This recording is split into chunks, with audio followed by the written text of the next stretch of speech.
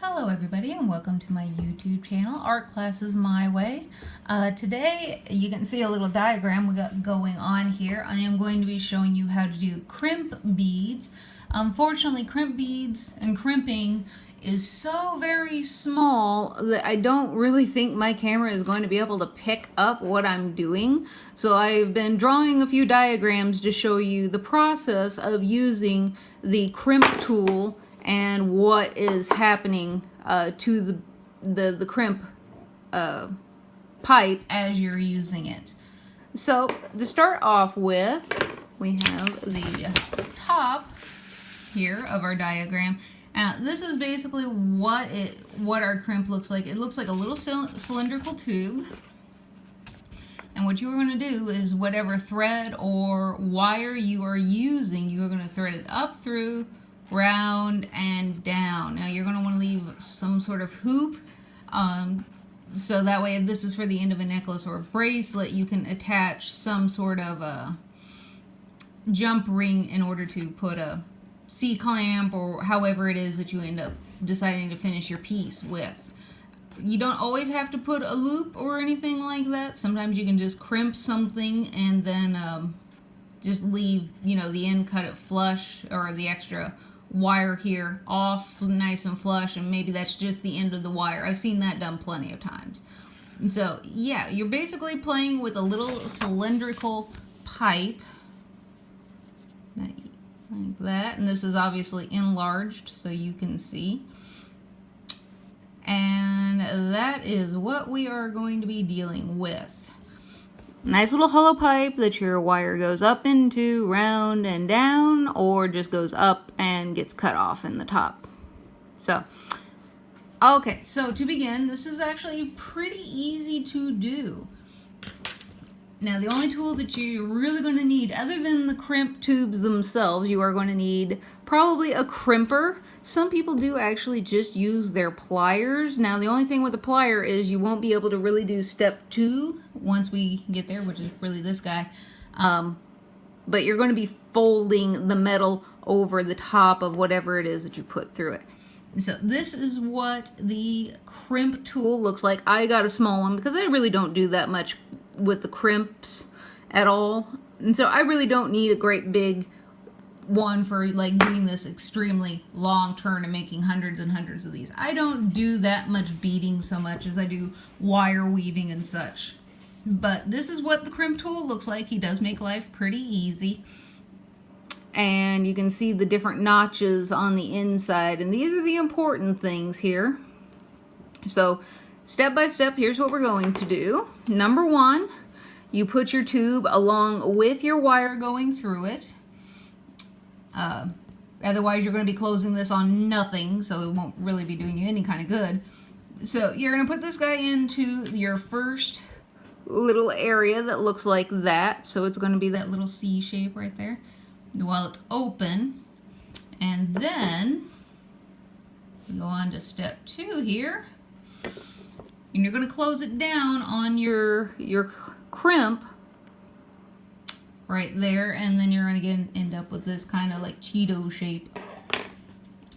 Step 3, you're going to take your little Cheeto shape and you're going to put it in this slot, just the round part. Now what this does is take it and fold it more over on top of himself here. So that way when you close it, he's pretty much ready to fold and he's done. So that's the next step. Number 3 is just to fold him over a little bit more. Last step, step 4, is, grab a hold of this guy, is basically you're going to be using this last flat part here to start really squeezing him tight. Now, if you have any wire that you're using for this that is nylon coated, you're gonna have to watch out and make sure that you get this thing really bit down on your metal. This is one time when you're probably gonna, you don't need to Armstrong it, you don't need to prove that you're the strongest person in the world with it, but you are going to really go to town on this. Because the nylon coated wires, I have crimped something with that I've used those nylon coated wires, and it feels like it's perfectly secure, and then only to have it fall apart on me because the crimp basically only held on to the nylon coating and ended up cutting through the nylon coating and not having enough pressure on the wire on the inside of my crimp, which your wire is going to end up being in this little end and this little end. Sammy, hush. Oh, I'm being told now. I'm in trouble. So yeah, so you're going to want to make sure that you really get this secure, and until you get some practice with it and wear a few of your pieces to make sure that you are really feeling secure with what you've made. But that is all there really is to crimping. Again, when you're dealing with the nylon coated wire, be sure that it's got a hold of the actual wire inside, not just the nylon coating on the outside, because then it'll just slip right off when you're not expecting it to. So that is my crimp bead tutorial. I really hope that this helped people out. Yep, you crimp down, crimp down, crimp down, crimp down. Oh well, video's over. It's too late for that much, huh? I do hope this helps out. Something else that you may not know about crimps, especially when you're using these tube crimps, which end up looking like this when you're done, but a little more mushed. Wire coming out, wire coming out. Actually, kind of a little bit more like that, and This is kind of the general goal of what you're looking for, your end goal here. And he's probably going to get a little bit more mashed.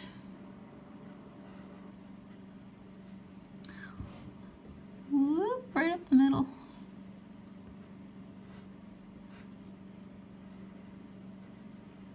There you are. Over exaggeration, but a lot of people don't really realize that there are also crimp covers. If you don't like how this looks in the end, you just go ahead and get yourself crimp covers. Now, crimp covers are basically, they are just open bead shapes.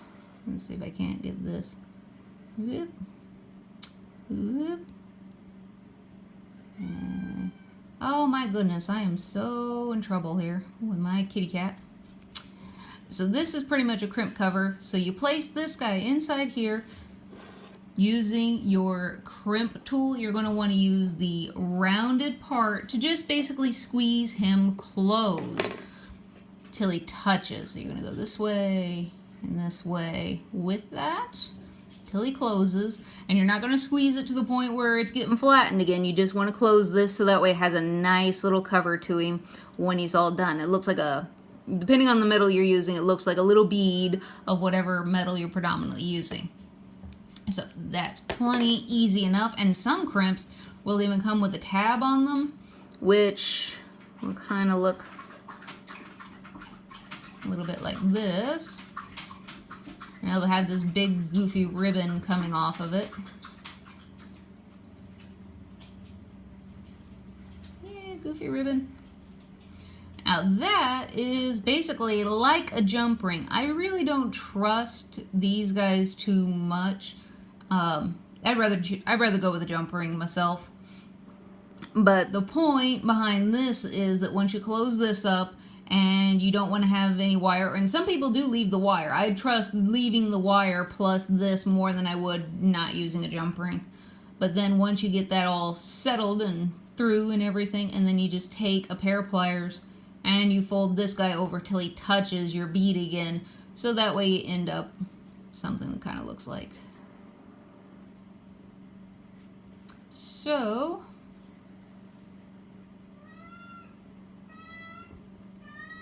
oh my goodness, everybody, and just chatty. Sam.